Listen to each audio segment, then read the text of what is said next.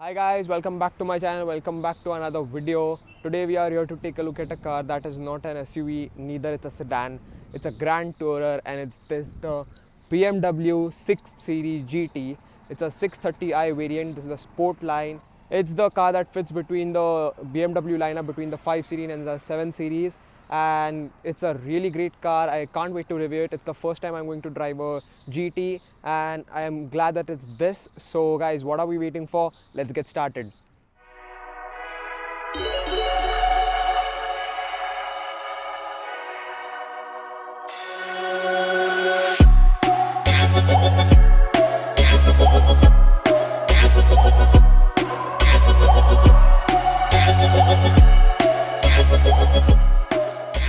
The BMW GT is a car that is not new to us. We have seen this car on the road with its sloping roofline and a wide body design and a huge kidney grille in the front that brings it all together. This car is aimed to take its place in between the BMW lineup, just below the 7 Series and above the 5 Series.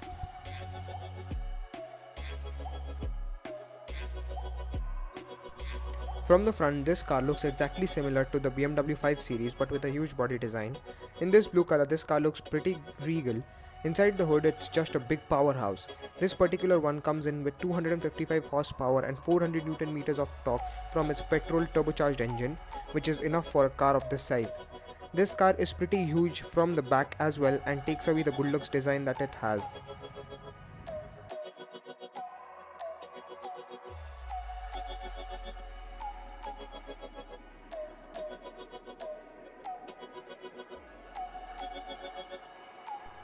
The BMW adaptive LEDs in the front of this car just look out of a Swarovski shop but ain't just about the looks. They are pretty functional and practical and can bright up the road in front of you for a long distance and make anything visible at night. The kidney grille on this car is the last generation of the small size kidney grille that we have seen on the BMW lineup. The grills in the present BMWs are just getting as big as the bumper, which looks good to some people, but it's pretty controversial. But they contain active grills which open and close when the car needs more amount of cooling and are very functional as well.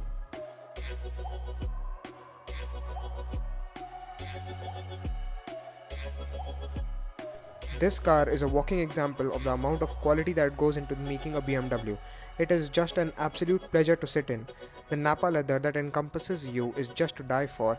It is the level of attention to detail and quality that sets the German brand apart from its competition. The dual tone leather dashboard just takes the interior of this car to a whole another level. The 10.3-inch displays present in this car behind the steering wheel and the infotainment screen have a very good resolution and don't lag at all. It is really intuitive and is a pretty user-friendly screen due to the swivel wheel that is given in the central control stack in order to control the infotainment while driving, and is also a touchscreen. If you guys want to see an in-depth review about the infotainment system, be sure to check out my BMW 7 Series video in which I have gone to the depth of the infotainment system.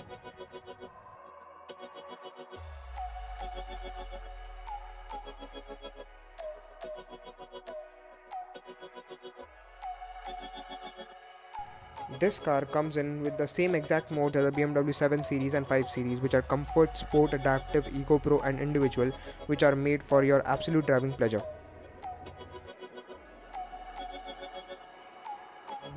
Right now I'm driving this BMW GT 6 Series, and this one is a 2-liter petrol engine turbocharged from BMW and GT. BMW is known to be a more driver focused car, and I can tell that from the instant I have started the acceleration, like just driving the car.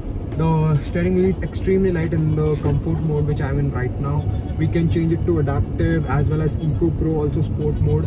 And in front of me, the thing is that displays are absolutely crisp. The graphics over here in front of me, I have the 10.3-inch displays, which are kind of analog. They have steel surrounds to them, and the numbers are also pretty bright and crisp. Over here I have the air conditioner blowing on me, which is pretty good. And over here we can see the suspension as we go over a speed breaker. The suspension is also pretty smooth. And over here, if we put it into the sport mode, immediately the steering wheel gets a bit weight to it, and I can see that the display has changed. And over here, if we do an acceleration run, if I put my foot down over here, it immediately drops gears and pulls the car up to 5,000, 6,000 RPM. And just the car is an absolutely brilliant machine to drive around. The front visibility is also pretty good. Also, this around the sides also I have a lot of visibility. The camera and everything is pretty nice. And over here, if we go through a bend and if we see the driving dynamics of the car, it does have some body roll to it due to the good suspension. But that's fine. There's no issue about that. You can do. It's not so much that you have a lot of issue while driving.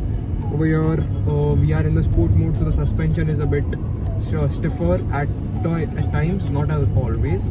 And if we take a turn over here, so guys, the basic dynamics of the car, this car comes in at around 255 brake horsepower with also 400 Newton meters of torque, which is an ample amount of performance for this car. The steering wheel is also very nice and handy. You can grab it properly. The pedal shifters are present over here in order for you to change the gears manually, which is pretty nice as you want this car to be a more driver focused car. But still, even in the smooth mode, the suspension is absolutely brilliant, and also the driving experience, the steering wheel. Over here I have an empty stretch of road in front of me, but I'll put this car into the adaptive mode, in which it adapts to the road and according to the driving conditions it adapts and changes the suspension, which is pretty nice. Over here I have various modes, which is the Sport, Eco Pro, Comfort and the adaptive one. The display is pretty nice. Also, I can change the ride height of the car, which is pretty good. And also I have over here the swivel wheel, which I can use to change the menus and select various options over here on the displays, which is pretty good while driving, because you don't need to put your take your eyes off the car. And also this has the adaptive control, like the gesture control over here, the entertainment systems. You can lower the volume also over here. And in all the driving experience is pretty nice. The steering wheel is also pretty good. The driving position is proper, and the steering wheel is also very direct. Once you do a little bit of steering to it, the body does have some roll to it, but yeah, it's fine. As I told you before, you can deal with it. But yeah, this car is huge. It's around 5 meters long and weighs around 1.5 tons, which is an enormous amount of weight. But yeah, it doesn't drive like that. It is pretty smooth, it is pretty comfortable. And the main reason for this being the 18-inch wheels on this car. You can get them in 19s as well in the M Sport variant, but this one is in 18-inch as it is a sport line. But they're still very comfortable while driving, and the brake feel also pretty good, as there are disc brakes in the front as well as in the rear. And the disc brakes are as the size of an tire of an Activa, which are pretty huge, so for some good amount of stopping power to you. And the riding quality is very good. Like, the suspension absorbs the bumps pretty well, and they're also aided by the tires, so you don't have any issues with it. The cabin, all-round cabin, if you see, there are piano black inlays over here. The gear selector, as you guys know, the basic BMW console is over here. The basic idea of the GT is that it's a modified BMW 7 Series, if you want to think like that, because the thing is, the cabin is exactly same as the 7 Series, just the shape of the GT is a different one. It's not a sedan, it's a Grand Tourer, as GT is there. Also, the cabin is pretty good, like the piano black inlays, the Napa leather over here, and the entire car is surrounded by leather from all over. And the seats are pretty comfortable, have a lot of amount of lumbar support to it. You can drive this car in the city also. It's pretty wide though. You need to be aware of where you are going. The suspension, as I go through some speed breakers over here, it just absorbs them pretty nicely, no issues whatsoever. And there is a 4-quad zone climate control, not a dual zone, so I can have my choice of temperature what I want over here, which is pretty nice. The panoramic sunroof is there if I open for some light over here, and it looks pretty good. Also at night it lets a lot of light into the car, which is pretty nice.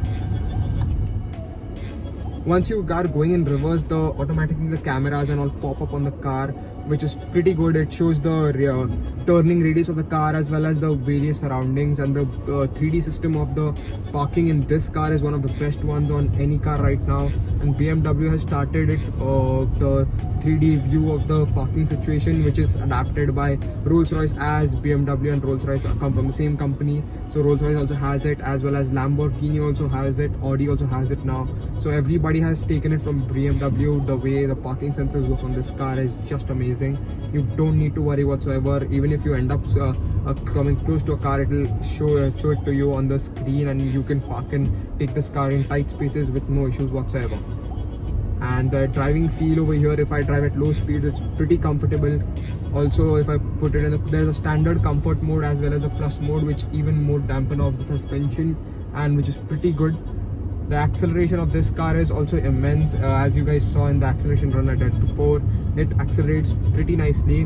Once the car gets on moving, it just goes and goes, and it doesn't want to stop. The suspension acts very nicely while you change the various modes, like the comfort mode, the sport mode. Also, the driving feel of this car is pretty good. I can't fault it whatsoever. The gesture controls can be used to do various changes, like change from the menu. If you are getting a call, you can reject it or accept it. Also, various configurability you can get in this car. The best thing about this car is the interior quality. I can't fault it whatsoever. There is no cheap piece of plastic except this. The indicator stalks and the stalks for the wiper are made out of cheap bits of plastic, which is not good for a car that costs around 65 lakhs just ex-showroom, and it can go upwards from there if you option it and also get it with the M Sport variant. So yeah, BMW has to give some quality stocks to it. And the visibility of this car is pretty good. The A pillar is not a bit wide, so there is a blind spot over there. But So after driving the BMW 6 Series GT, I would like to say that this car is a sedan with a sloping roofline. The driving dynamics of this car is very similar to the 7 Series in the amount of comfort they provide and the amount of performance. But the weight of this car is a little less than the 7 Series, and you realize it when you take it for a spin. Overall, if you are buying this car, then it is going to be only for its looks and the sloping roofline. If you want the same amount of power and performance from the car, you can go for the much lighter BMW 5 Series and a little low price. so guys, that's it for my short little drive with the BMW 6 Series GT, and it was an absolute delight to drive this car. I would like to thank the Deccan Wheels Pune, which is a car dealership over here in Shivajinagar, Pune, for lending me this car and letting me take it for a spin and checking out how it drives. So guys, if you like to buy any premium cars, be sure to check them out. I'll link all the details in the description below, so be sure to check them out. Also, as always guys, if you enjoyed the video, do like it, share it with a friend and subscribe to my channel. Also, be sure to check out my YouTube channel for the other videos. Also guys, be sure to check out my Instagram for the various updates that I've given for my various upcoming videos. So as always guys, I'll see you guys very soon until the next video. Peace.